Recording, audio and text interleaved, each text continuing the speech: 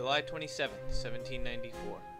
For France, with its new revolutionary calendar, it was the year 2, in the month of Thermidor. For almost a year, Maximillien Robespierre and his supporters in the Jacobin Club had brought the reign of terror upon the people of Paris and the French countryside. Day after day, the streets were drenched in blood as supposed conspirators were brought to the guillotine. Robespierre had outlasted all of his original radical revolutionary contemporaries to become the most powerful voice on the Committee of Public Safety. But to the people of France, Robespierre seemed as nothing more but a new king. Many other famous revolutionaries had fallen victim to the same movement they had begun. That revolution was about to claim Robespierre as yet another victim.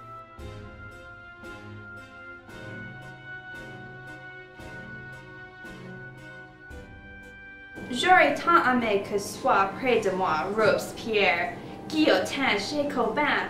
As-tu conservé le catalogue de l'exposition coloniale? Tu le regardais souvent. J'ai visité cette exposition avec notre père en mes seules vacances avec papa. Courte, certes, mais quelle singulière équipée qui ressemblait à une évasion. Mon petit frère chéri, le chat est sur la table. Je suis très fâché contre toi. Le pneu! Le pneu! Il est le pneu!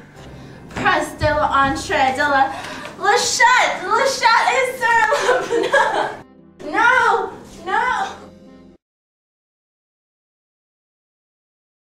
That night, Robespierre and his supporters gathered at the Hôtel de Ville. The National Convention declared them to be outlaws, meaning that upon capture the fugitives could be executed without a trial. As the night went on, Robespierre's men at the Hôtel de Ville deserted until none of them remained. The convention troops approached the hotel around 2 a.m. on the 28th of July. As they came, Robespierre's brother Augustin leapt out a window in an escaped attempt, broke his legs, and was arrested. Another committed suicide.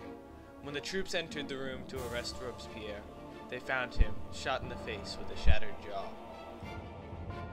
As Maximillien Robespierre was escorted to the guillotine on the morning of July 28th, a major chapter of the French Revolution was about to come to a close. Danton, Marat, Saint-Just, all had been previously executed or murdered, and Robespierre was now the only radical revolutionary left.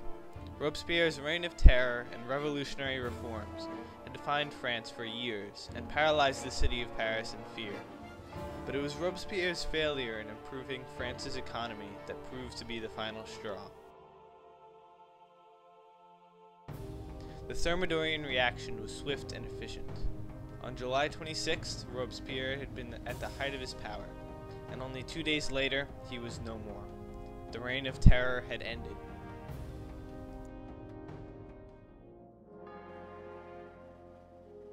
The revolution would outlast Robespierre by many years. The strict reforms of the Reign of Terror were abolished, and France was put under the control of a more conservative regime, which executed or drove out what remained of the radical left and the Jacobins. In 1795, year 3 of the Revolution, a new constitution was signed. The Constitution of 1795 set up a new legislature. The first branch, the Council of 500, drafted and voted on legislation. The Council of Ancients could then debate and veto those bills. There was then the 5-man Directory, which served as the executive branch, with each director having equal power. With the establishment of the Directory, the revolution might have seemed closed. The nation only desired rest and the healing of its many wounds. Nevertheless, the 4 years of the Directory were a time of chronic unrest. The directors often disregarded the terms of the Constitution, and when elections went against them, they prolonged war to stay in power. But despite the corruption of the Directory, the biggest problem in France would still be its unsteady economy.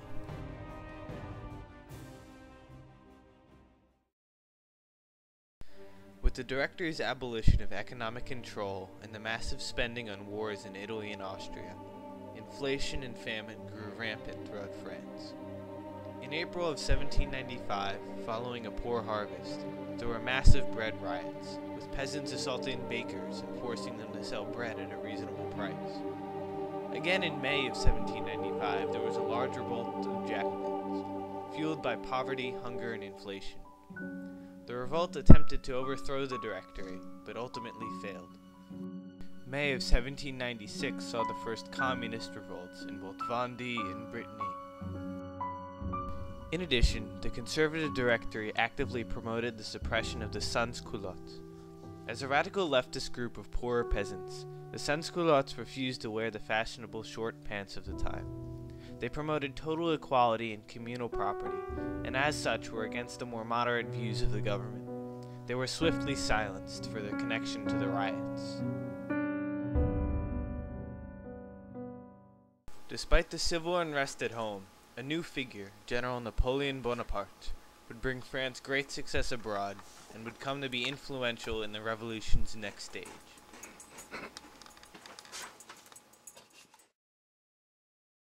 In 1795, France once again became a major European power with the Treaty of Basel, which ended the War of the Pyrenees, gave France territory on the Rhine, and dissolved the First Coalition. General Napoleon Bonaparte was then a rising success. After suppressing riots in France, he went on to command the French forces in the Italian campaign. One of the most important battles of the Italian campaign was the Battle of Lodi. The town's defenses were not strong, and the French were able to get inside and make their way towards a central bridge. The span was defended from the far bank by 9 battalions of Austrian infantry. During the afternoon, a violent cannonade began, as French guns arrived and were positioned to fire across the river. It has been suggested that Bonaparte was personally involved in directing some of the guns, and that his troops began to refer to him as Le Petit Caporal, or the Little Corporal, because of this. Although the Battle of Lodi was a French victory, it was not a decisive engagement, since the Austrian army had successfully escaped. However, it became a central element in the Napoleonic myth. General Bonaparte's success in northern Italy was not his only asset. He began to be more involved in French politics with the founding of 2 newspapers. Many royalists in the French Directory, still loyal to the king, criticized Napoleon for gaining too much power. Finally, in September of 1797, Napoleon, along with 3 other directors, staged a military coup to overthrow the Council of 500. Napoleon's grenadiers stopped the council from meeting and arrested royalists. A Jacobin government was once again instituted, but this time it was dependent upon Napoleon himself. The next month, Napoleon returned to Italy to sign the Treaty of Campo Formio, which gave France even greater power and officially dissolved the First Coalition. Napoleon would not stop with his conquests in Italy, however. In 1798, he took his forces to Egypt in an attempt to cut off British trade routes. Despite a naval defeat at the hands of the British Navy, Napoleon ended up conquering much of Egypt and Syria. He became such a threat to Europe that in 1798, the countries of Austria, England, Russia, and Portugal formed the Second Coalition and declared war on France, plunging most of the continent of Europe into war.